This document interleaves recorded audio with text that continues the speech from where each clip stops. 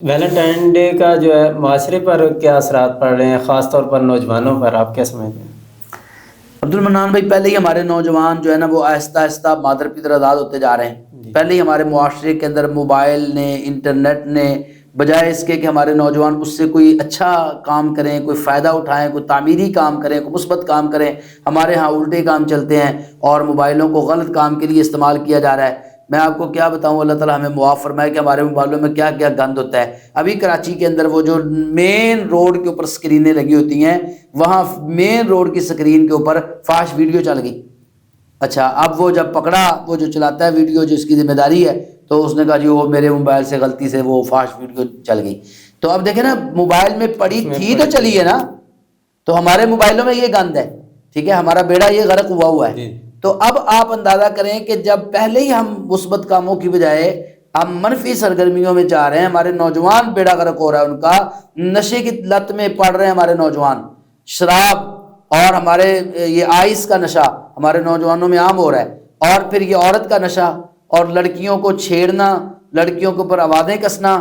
آپ کسی چوک کے اندر چلے جائیں، کسی چوراہے کے اندر چلے جائیں، آج بچہ جو نوجوان ہوتا ہے نا، اللہ کی قسم ڈر لگنا شروع ہو جاتا ہے، بچی جوان ہوتی ڈر لگنا شروع ہو جاتا ہے کہ کہیں نہ کہیں ادھر ٹانکا نہ فٹ ہوا ہو، ادھر ٹانکا نہ فٹ ہوا ہو۔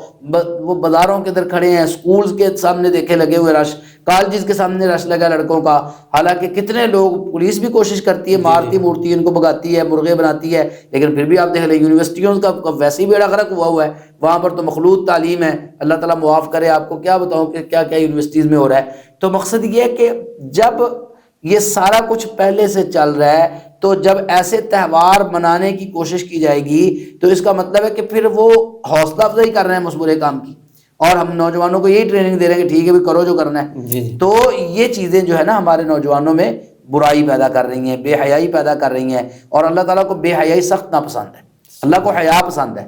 رسول اللہ صلی اللہ علیہ وسلم نے حیا کو ایمان قرار دیتا ہے، الحیاء من الایمان، الحیاء شعبۃ من الایمان، حیا اور ایمان کا لازم و ملزوم ہے ایک دوسرے کے ساتھ نا، اور یہ شیطان چاہتا ہے کہ بے حیائی پھیلے۔ جی اور اللہ تعالیٰ نے قرآن مجید میں کیا فرمایا، ان الذین یحبون ان تشیع الفاحشۃ فی الذین آمنوا لهم عذاب علیم فی الدنیا والآخرہ، بے شک جو لوگ ایمان والوں کے اندر بے حیائی کو فروغ دینا چاہتے ہیں، بے حیائی کو پھیلانا چاہتے ہیں، ان کے لیے دنیا میں بھی دردناک عذاب اور آخرت میں بھی دردناک عذاب ہے۔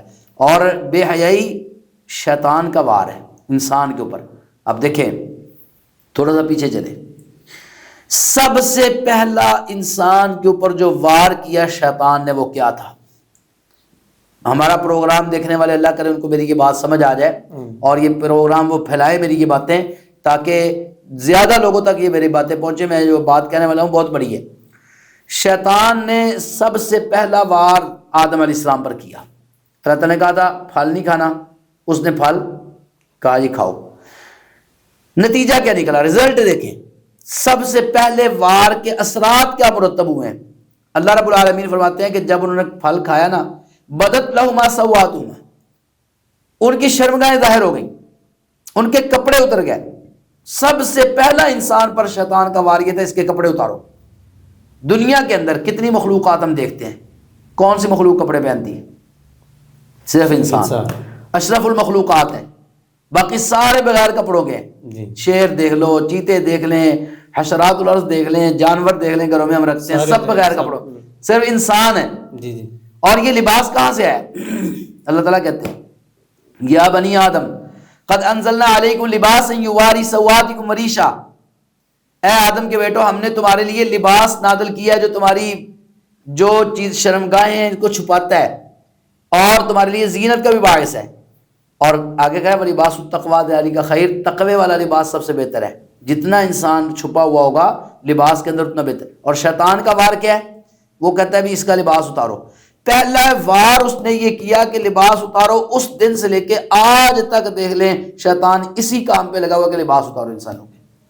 آج بھی اس کی ساری پریکٹس اس پہ ہے، لباس اتاریں۔